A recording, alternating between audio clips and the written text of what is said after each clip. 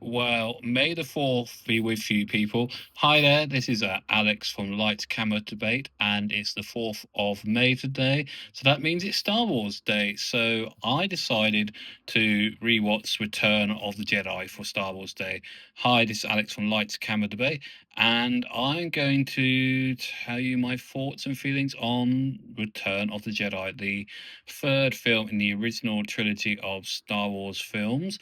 It's a really good film still. I know there's problems with the teddy bears, the Ewoks. I know people aren't a big fan of that.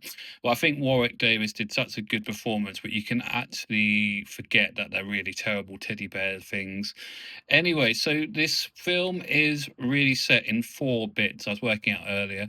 It starts at Jabba the Hutt's palace on Tatooine, and we see this palace and everything's beautiful inside. It's run by a slug climb lord called Jabba the Hutt, and I think even in the newest film, The Mandalorian and Grogu, which is coming out on May the 20th, the Hutts are still involved. You know, they've got to do a job and find his son. So there's still reference, even to this day, of Jabba the Hutt.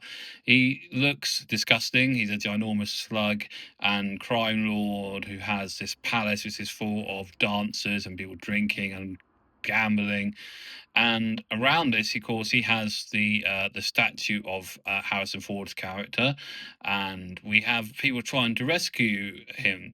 We have Princess Leia, who's a slave girl, and there's definitely very bad sexual reference. You have to remember this is very early 1980s. I think this film is. I don't clarify. I've got the date wrong. Let me know in the comments. Of course, I read all comments, and we've now found out that YouTube's algorithm puts your likes up. So please put comments, and I will get straight back to always. The algorithm likes a comment these days. Also, if you're not subscribed, we're nearly on 40 subscribers. It'd be great to get to 40 subscribers. So please hit the bell, subscribe, and like. So we have this first chunk of the film, as I said, is set at Jabba's palace, and I saw this film originally at a friend's on Laserdisc. I need to explain what Laserdisc if you don't have a clue what they are because being too young. A Laserdisc was like the pre-hunts to 4K and Blu-ray disc, but it was actually a 4K print on the disc, and it was a big disc. It looked like a bit like a videotape, and halfway through you had to turn it over and put it back into the machine and watch the next bit of the film. But because the trilogy was on Laserdisc, it meant it was already in a 4K format. So the first time I saw Jabba the Hutt's Palace, it looks stunning, and I really would like to see a 4K disc version. I haven't actually got the box set on 4K. We have it in Blu-ray in this house, and it's also on Disney Plus in higher quality. But I need to get a disc of this trilogy, I think, in 4K. So we have this very sexual palace. You've got Princess Leia on a collar and lead basically, and she's in this disgusting, well, not disgusting, very beautiful and Carrie Fisher, which she hated at the time and was overruled by George Lucas at the time to wear the gold bikini, which everybody sexually finds alluring. But it's very of its time. If it was done now, that shot with her being sort of pulled on the chain would never be added, I think. And I'm surprised what Disney Plus, was watching it on Disney Plus earlier, haven't deleted that scene. We then have all the fantastic scenes with Luke in the palace and the raptor in the cage. And that moves to the boat on the sands of Tatooine, and that's really good. Some really good special effects in the first sort of 10 minutes of the film, and got the Luke becoming the knight. He's not a child any longer; he's a full-on Jedi knight. And we go from that to part 2 of the film, which is where Luke goes back to speak to Master Yoda and finish his training. But Yoda's very ill. As he says, he's 990 years old and a Jedi Master who's seen everything. Because Luke wants to know the truth, basically. He wants to know, is Lord Vader, Darth Vader, his father, which was the end, very ginormous twist of Empire Strikes Back. And before he dies, he does tell him that. And then we see Sir Alec Guinness, a fabulous actor, back as Obi-Wan, and he sort of tells the whole facts of history, and Luke's very upset by it. And that's another thing. All these bits go on for about 10-15 minutes each, but you go to different parts basically, and it's really well done. This is not the most liked film. I have to put the people hands up. Like Return of the Jedi is not the most liked film of the first trilogy. I would say the best one out of the first trilogy is definitely Empire Strikes Back, or the first one.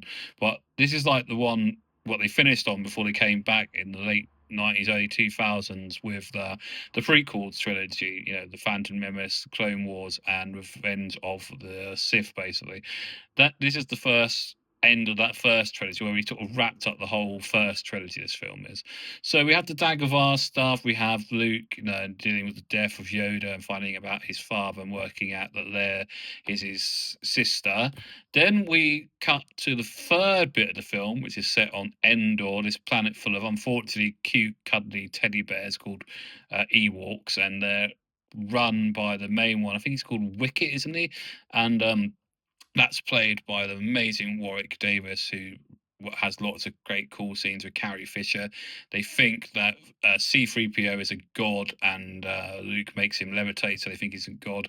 And then they decide that they're going to help out, get to the bit where the shield thing is, so they can get the Millennium Falcon to come in and blow up the new Death Star, basically. So that's part three, and then the final part of the film is the big battle between the Emperor, Luke, and Darth Vader, and the fact that Luke still doesn't want to kill Darth Vader, basically, and the Empire being great, the Emperor being really good. I'm just trying to remember why I'm saying here. Well, Emperor, as we know now, we didn't know at the time when this film came out. There was no, that he was a Sith Lord, called Darth Sidious. I think that's his Darth name, isn't it? And you find that all out in the prequel films, basically. And it's really annoying me. So I want to, put in the comments, because I'm trying to think of the guy who plays the Emperor fabulously in this film and the later films as well. And we have this whole great, bit where the Emperor tries to turn Luke to the dark side and make him into what he turned Anakin Skywalker into. There's this whole thing about with the Sith Lords that you kill your apprentice and then move on and get another one, and they keep going in the dark side, basically. This film is good. I think it's still standing up well. It's probably about 25 years old now, and there's been new prints of it recently. I still like it. I think it does have problems. It's not the greatest of the first three, to be honest. The Ewoks are cute, cuddly teddy bears, but don't really work. I like the bit in the forest when we get there on the speeder bikes. That works really well on the Endor bit of this final part of the film. That bit where Luke and Harrison Ford's character go on the speeder bikes and they get flipped off because of the stormtroopers trying to capture them. That's good.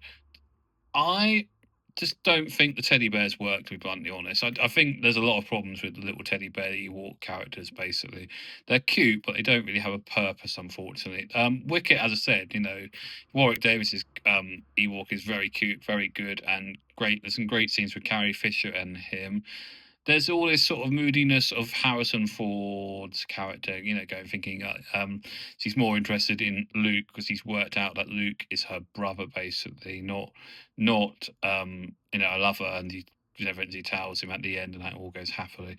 There's a fabulous conclusion sequel book. Well, never got made into a film. It's like made a book after the end of this film, because it went from films into books a lot after the first three films were made. Then it became books and all sort of stuff that has now become canon lore in the new era of Star Wars. We have this era at the moment because there's a new film coming out pretty soon. And if you've seen The Mandalorian, which is a great sort of thing about bounty hunters, which has been on Disney Plus the last couple of years, we're moving from that sort of time period where all Star Wars it was coming as TV stuff for Disney Plus and not going in the cinema. I don't think we've had a film in the cinema for 9 years now.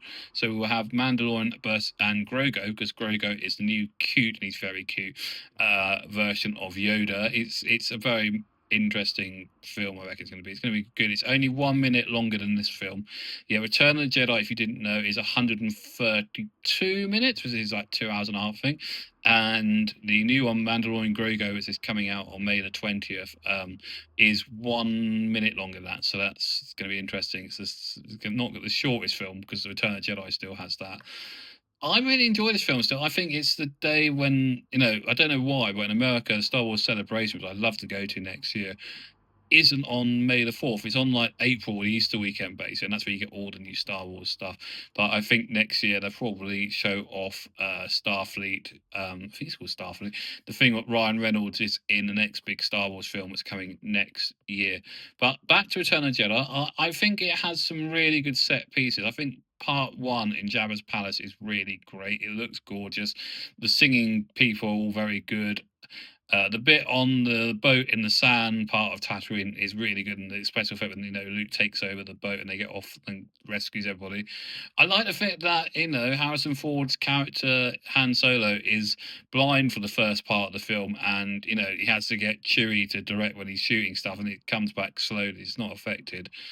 There is a lot of sexism in the first part of the film. You have to put your hand up and say that they dressed Carrie Fisher in that gold bikini thing, and it shows off every part of her. Basically, it would not be allowed today. It's basically she was overruled, as I said, by George Lucas on costume. She hated it, and I can see why.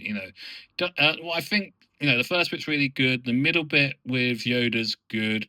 Don't really know about the Endor bit. It's okay. I like the bits at the end when you get to see all the dancing and the fires when they burn the bodies of Darth Vader on the planet of Endor. They come back, and there's some good bits. There's some beautiful music by John Williams in this film. It's definitely his high bits, but again, he is reusing stuff from Empire and the first A New Hope. So that is his bad problem. That's unfortunately. John Williams makes great music, but he does have a habit of using signatiers and using bits again. So definitely, I would say first bit in Jabba's Palace, excellent. Second bit with Yoda, because the puppetry is really good. Frank Oz is great as Yoda for that time period. Third bit on Endor, it's sort of bit you probably go to the toilet, you pause it, get a drink, coffee. If you're watching at home, you sort of let it go through. And then the final bit when Luke allows himself to be captured, they go to the Death Star. There's all that fighting with the Emperor uses his light, that really cool the lightning that comes out of his hands, and the fight between Luke and Darth Vader, to the bit where Luke overpowers him, and also the bit that connects right to the newest film. I was rewatching it, and it's still not the greatest. Rise of Skywalker, where you find out how the Emperor gets out of where he gets thrown by Darth Vader. Sorry, as a spoiler, because at the end of the film, Darth Vader throws him down the pit thing, basically, and then Luke wants to save him, but he's too dead by then. And I really I couldn't find it anywhere. I bet you lot out there will know who plays the Darth Vader once they take off the mask, and he's an aging sort of Jedi because of all the body's dying, basically, as we find out at the end of Revenge of the Sith, where he's made into Darth Vader. That's a really good thing in that film. And yeah, I think that works. The bit at the end where we sort of concluded, because obviously we didn't know we were going to have the prequels when this finished in the late 80s. We didn't know we were going to have all the stuff we've got now back then. So obviously just thought it was 3 films like you did and it finished. But as we know now, it's become a legendary thing. It's big out there. You can't move for Star Wars stuff these days, which I think when it's done well is a good thing. I think there are good films and there are bad films in the Star Wars. I have to say that if we're going on the originals, I love Star Wars: A New Hope. I really love Empire Strikes Back, and this is sort of okay. Return of the Jedi is okay, and then we move into Phantom Menace, not bad. Then it's the Clone Wars, and which is pretty good. And then Revenge of the Sith has got a lot better over years. I've had to say, you watch it now, it's a lot better than when I watched it when it first came out and absolutely hated it. And then you look at things like Force Awakening, which is good because it's a legacy film. They brought everybody back. And then there's the middle one everybody hated, which was The Last Jedi, which I really like. And then there is up to date, if I'm doing this right, there is the Skywalker, the Rise of Skywalker, that's it, which is average. So there you go. All depends on director and ideas, I think. Though I'm not saying that this film, Return of the Jedi, is not worth watching, because it's the final bit of the first trilogy, so you sort of need to watch it. But it's the sort of film which is in 4 acts, as I've been saying, and you can quite easily miss out the bit on Endor. Though the only good thing about the bit on Endor, as I said, is the sort of very cool space bike thing that they get on and go around very fast and get rid of the storm breakers, the storm walkers and all that. Otherwise, the Endor bit's not the greatest, to be honest. But it gets better again when you get on the Death Star and you get to have the big fight with Vader and Luke and the Emperor, so that's worth watching. So overall, yeah, I'd say watch this, but take out bits if you can. And next time, I still need to do a video here on Wuthering Heights, because I saw Wuthering Heights, the new Emerald O'Hara version of Wuthering Heights, I absolutely loved. There'll be a video on that this week. This week, I would love to go and see Michael, because I want to go and see it. It's on at Picture House on Wednesday, so I'll probably go and see that with Marcus. I want to see Sheep Detective still, and of course, I want to see Mortal Kombat 2. So those are the films coming up this week. And of course, I must do a review, as I've watched it last week, on Eternal Sunshine of a Spotless Mind. So please subscribe to the channel, have the like bell turned on, and you'll get all my content without knowing it. So that's all, folks.